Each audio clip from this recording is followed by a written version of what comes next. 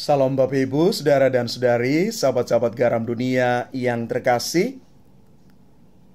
Yesus di dalam bacaan Injil hari ini yang diambil dari Injil Matius bab 5 ayat 1 sampai dengan 12 berbicara kepada kita semua tentang sabda bahagia.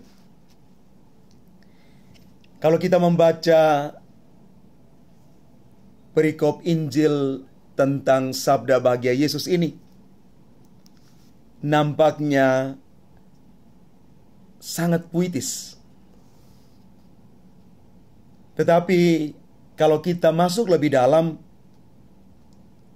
kata-kata Yesus sebenarnya jelas mengutarakan sesuatu yang bertentangan dengan hal-hal yang biasa dijalankan di dunia ini. Bahkan biarpun pesan Yesus ini menarik bagi kita, dalam kenyataannya dunia menggiring kita pada suatu cara hidup yang lain. Sabda bahagia sama sekali bukan suatu hal yang ringan, apalagi dangkal.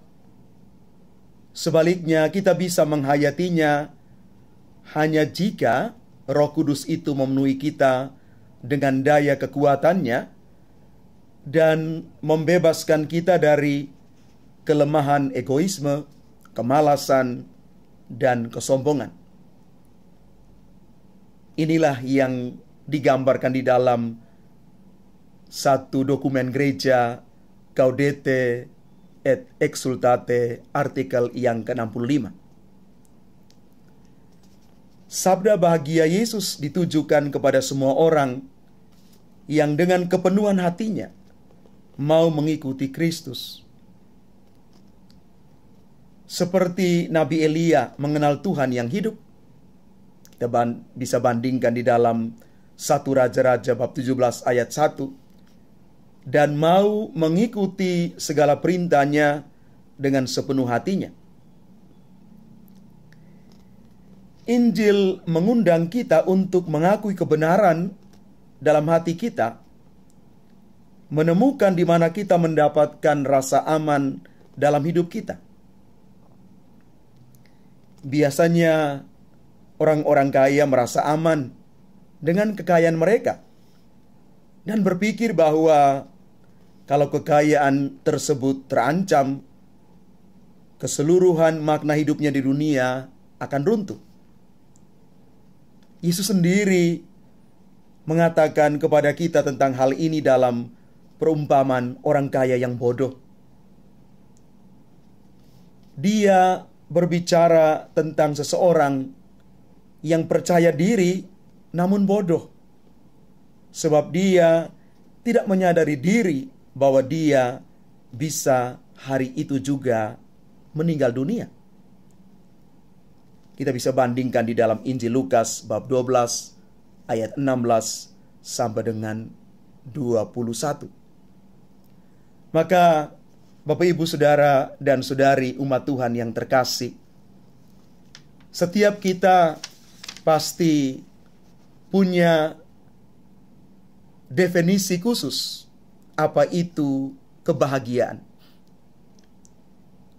Tetapi sejatinya kebahagiaan yang abadi itu ada di dalam Tuhan. Kebahagiaan yang kekal ketika Tuhan mempercayakan kepada kita hidup yang benar di hadapan Tuhan dan sesama. Maka kebahagiaan itu sebenarnya harus diperjuangkan. Tetapi bukan hanya kebahagiaan di dunia ini saja, tetapi kebahagiaan nanti ketika kita boleh mengalami rahmat Allah yang penuh di dalam kerajaan surga itu. Itulah kebahagiaan yang paripurna di dalam Kristus. Maka supaya kita boleh sampai kepada kebahagiaan itu, kita mulai dari kebahagiaan kecil di dunia ini yang kita perjuangkan tiap hari.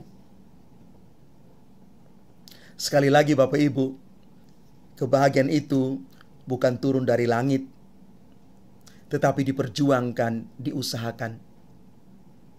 Hati yang bahagia, jiwa yang bahagia bisa memampukan kita untuk makin kreatif, menjadikan kita bisa bertahan di dalam hidup.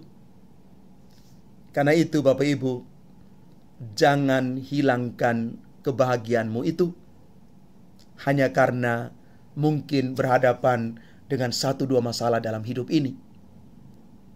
Karena sekali lagi, kebahagiaan yang sempurna tatkala kita boleh mengalami rahmat Allah di dalam seluruh hidup kita. Bersukacitalah dan bergembiralah, sebab besarlah ganjaranmu di surga. Demikian kata Yesus. Tuhan memberkati kita sekalian. Amin.